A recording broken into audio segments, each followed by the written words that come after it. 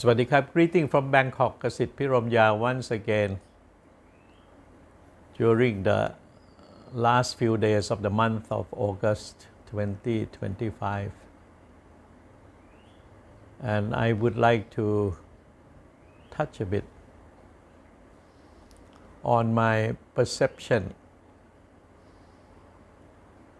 and my vision for ASEAN.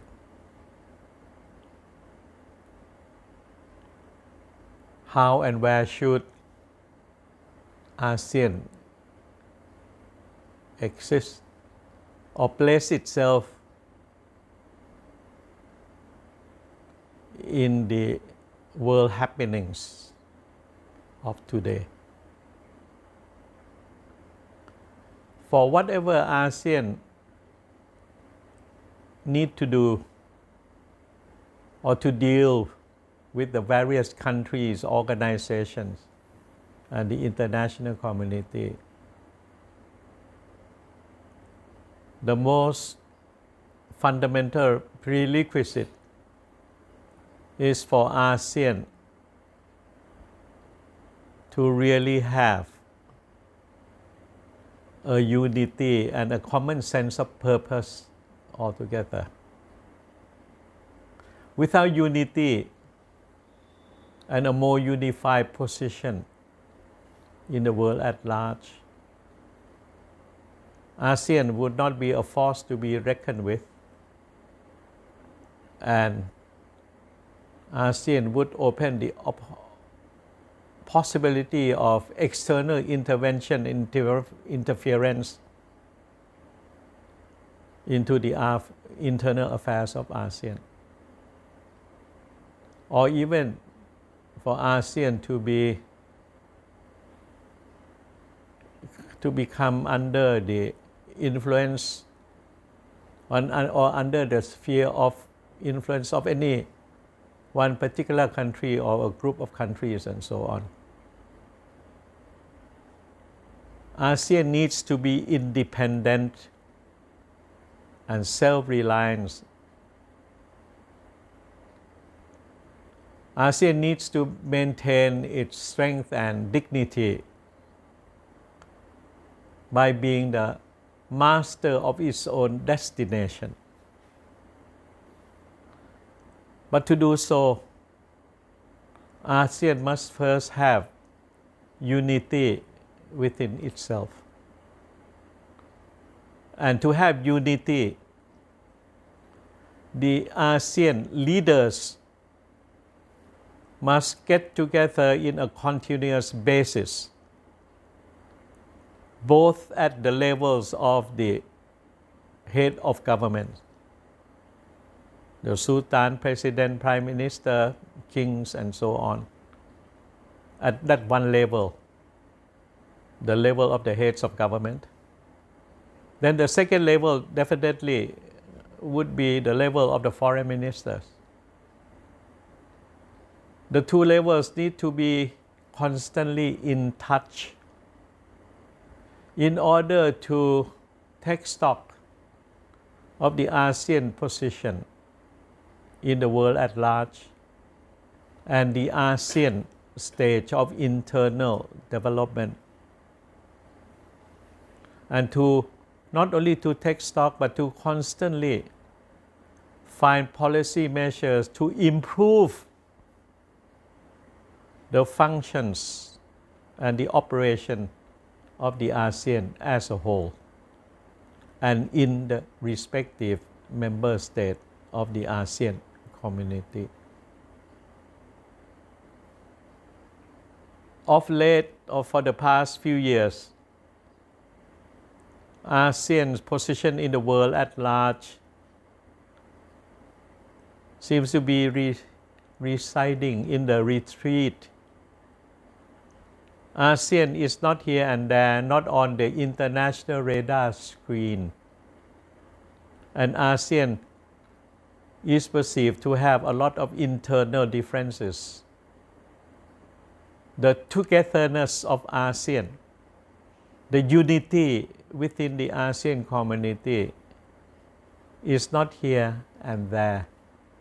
Without the unity, ASEAN cannot speak with one voice. ASEAN cannot and will not be able to be a force to be reckoned with. Therefore, ASEAN must bring back that unity and that sense of common purposes and so on.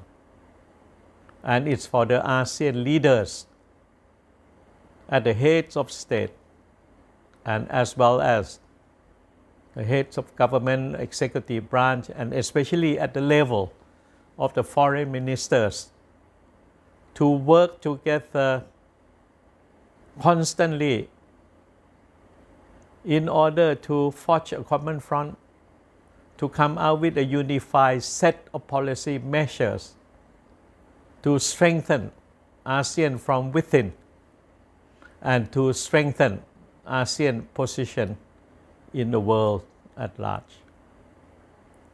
But for unity and common sense of purpose to come to the forefront,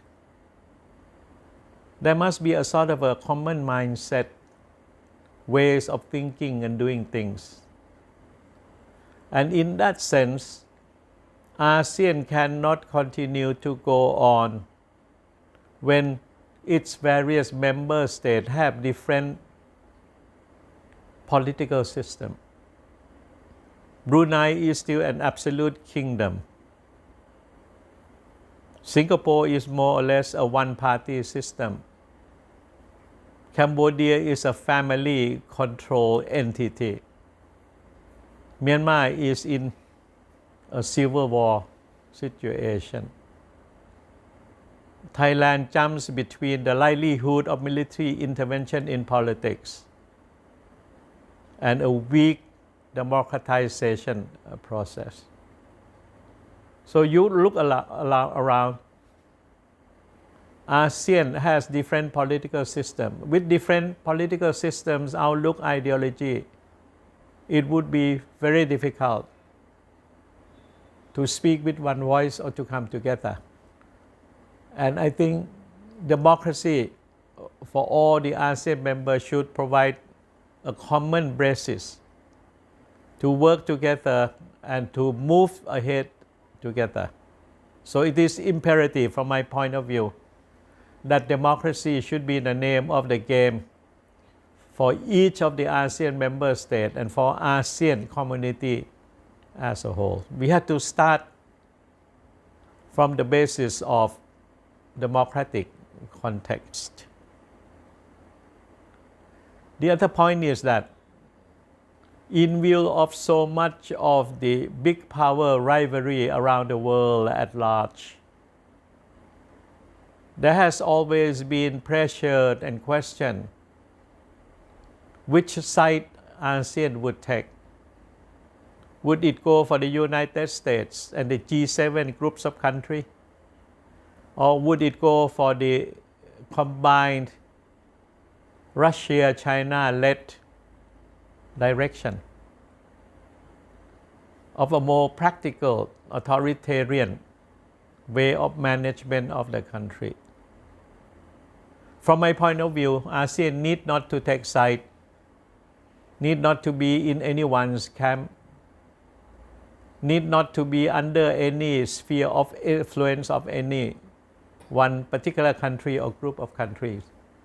ASEAN can be and need to be itself, be the master of its own destination. And to do that, from my point of view, and a proposal to all of us, is for ASEAN to be a non-aligned entity, opt for neutrality. Because by being non-aligned and a neutrality position, ASEAN would be able to maintain dialogue and relationships with all the parties concerned. It doesn't have to antagonize anyone by taking side, but to be friendly with everyone and to be a bridge to link various parties to come together at a negotiating table, to talk to one another, to try to settle differences, or to shelve the differences and try to find the common issues that they all can work together for the common benefit of mankind. So ASEAN needs to declare itself as a non-aligned and neutral entity based on its Treaty of Amity and Cooperation, based on its declaration of Southeast Asia as a zone of freedom and neutrality, and Southeast Asia as a zone of non-nuclear, nuclear-free zone. So ASEAN already has its principles, its aspiration and vision established in a written document. What it's need now is for ASEAN to move into the direction of becoming a non-aligned and neutral entity that can speak, work and cooperate with everyone, that can provide a forum, a venue for discussion, that can provide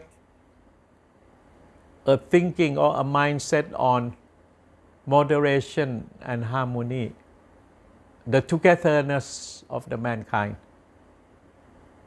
ASEAN or Southeast Asia as a whole has been able to welcome many religious beliefs, ideologies, the various traditions forthcoming from the Indian subcontinent, from West Asia, from Northeast Asia. It is the only place, geographical area in the world where so many traditions and religious beliefs and so on have been living together in harmony and in a very peaceful manner with a lot of mutual respect and tolerance. So in that sense, Southeast Asia region through the ASEAN community could be a voice of conscience and moderation, could be the bridge, could be a table for negotiations of all the players around the world. It is going to be a very noble undertaking, and ASEAN is in the position to do so. And hopefully the political leaders, the non-governmental organization, the academic world of ASEAN and so on, will come to this realization, and let us all work together for a neutral and non-aligned ASEAN that is friendly to everyone and would like to work with everyone for the common prosperity and peaceful environment of mankind. Thank you very much. ขอบคุณมากครับ